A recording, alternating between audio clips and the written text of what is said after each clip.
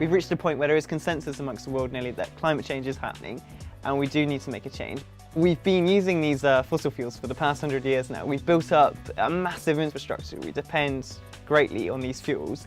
But we're also at a dangerous point where, issues with the economy and everything, people exploiting new sources of fossil oil. I think there's a temptation to just rely upon these again, and we don't have the means to wholesale change our infrastructure. The main issue here that's stopping manufacturers acting a lot faster is because it's a financial cost as well as time. What manufacturers want to do is to use the existing technology by implementing different fuel. Myself, I look at biogas, gases that can be formed from waste products. And so it preserves the landscape. At the same time, we use what we have and try to adapt that to the existing technology. My project is specifically looking at diesel fuels and potential new fuels to replace those.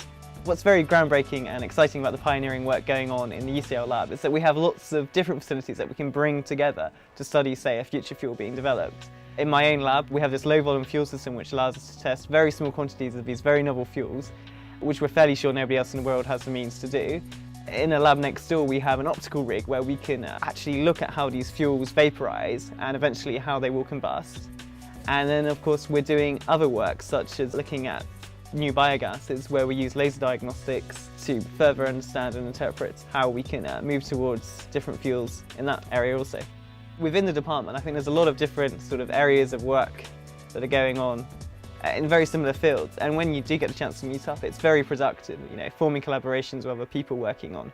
You end up doing things you wouldn't have done otherwise, and so that really kind of pushes us on to develop new methods and find some very exciting results.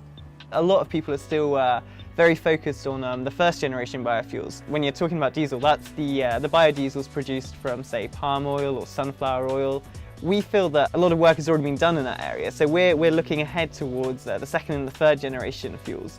So those are ones which are going to be produced from different biomass sources, things which aren't food crops, and then beyond that, things are potentially produced by microorganisms like algae. So the aim of this project really is to find more sustainable fuels that are going to allow us to maintain our current quality of life, but do it in a more environmentally friendly manner.